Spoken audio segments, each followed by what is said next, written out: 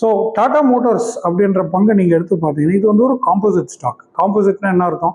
It consist of many parts. அதோடைய moving parts அப்படின்னு சொல்ல போகுமானால் பேசஞ்சர் வெஹிக்கிள்ஸ் இருக்குது, கமர்ஷியல் வெஹிக்கிள்ஸ் இருக்குது, இதெல்லாம் plus export, Jaguar Land Rover மாதிரி இருக்கக்கூடிய எக்ஸ்போர்ட் ஓரியன்ட் வெஹிக்கிள்ஸ் கூட அதெல்லாம் சார்ந்திருக்கு. ஸோ இந்த மாதிரி ஒரு காம்போசிட்டாக இருக்கும்போது என்ன நடக்கும்னா, ஒரு செக்மெண்ட் வந்து எக்ஸ்ட்ரீம்லி சூப்பராக செயல்படும் பொழுது இன்னும் பல செக்மெண்ட்ஸ் வந்து அது சரியாக செயல்படாமல் இருக்கக்கூடிய அந்த சூழலில் இது காம்போசிட் வேல்யூ வந்து ஒரு சப்ரஸ்ட் வேல்யூவாக தான் நமக்கு கிடைக்கும்.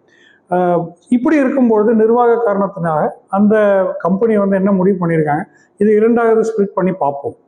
ஸ்ப்ளிட் பண்ணுறது எப்படி? Into 2 segments. ஒன்று வந்து பேசஞ்சர் வெஹிக்கிள்ஸ், பிவி அப்படின்னு சொல்லக்கூடிய பேசஞ்சர் வெஹிக்கிள்ஸ்.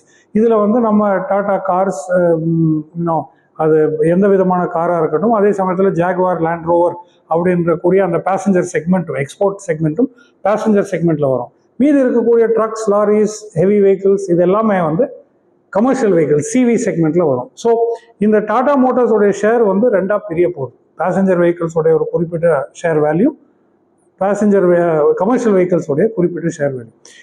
இப்படி இருக்கக்கூடிய ஒரு சூழலில் இப்போது இந்தியாவில் வந்து பார்த்தீங்கன்னா பேசஞ்சர் வெஹிக்கிள்ஸ் டிமாண்ட் வந்து சிறப்பாக இருக்கிறது. இப்போ மாருதியோட செயல்பாடு பாருங்கள், இப்போ M&Mோட செயல்பாடு நீங்கள் எடுத்து பார்த்தீங்கன்னாலும் ஐ திங்க் பேசஞ்சர் வெஹிக்கிள்ஸ் வந்து சாலையிலேயே நீங்கள் சென்று வந்தாலே உங்களுக்கு தெரியும் அவ்வளோ டிராஃபிக் ஜாம். அது ஒரு பக்கம் கன்ஸ்ட்ரக்ஷனாக இருந்தாலும் நம்பர் ஆஃப் வெஹிக்கிள்ஸ் அந்த ரோடு, பர்சனல் டிராவல் வெஹிக்கிள்ஸ் வந்து சாலைகளில் அவ்வளோ அதிகரிக்கிறது. Which means this segment is doing extremely well. அது எந்த செக்மெண்ட்டாக இருக்கட்டும், என்ட்ரி லெவல் செக்மெண்ட்டாக இருக்கட்டும், மிட் லெவலாக இருக்கட்டும், எலக்ட்ரிக் வெஹிக்கிள், வாட் எவர், எல்லா செக்மெண்ட்லுமே ஒரு வளர்ச்சியை தான் நம்ம நாட்டில் சந்திக்கிறோமே தவிர அது வந்து ஒரு சரிவை சந்திக்கக்கூடிய ஒரு செக்மெண்ட் அல்ல.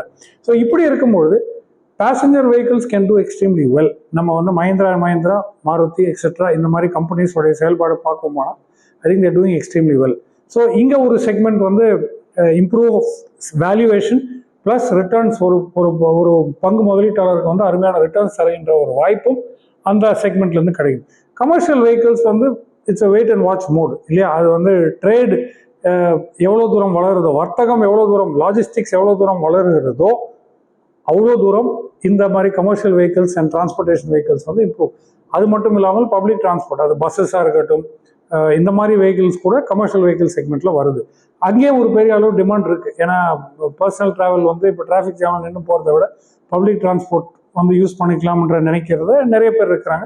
எக்ஸ்போர்ட் கமர்ஷியல் வெஹிக்கிள்ஸ் இப்போ அசோக் லேலண்ட் இதெல்லாமே ஸ்ரீலங்கா, நிறைய ஊர்கள் வந்து மற்ற வெளிநாடுகள் வந்து நம்ம கமர்ஷியல் வெஹிக்கிள்ஸை வந்து இம்போர்ட் பண்ணுறாங்க. ஸோ இப்படி இருக்கும்போது அதோட valuation and improvement also definitely possible.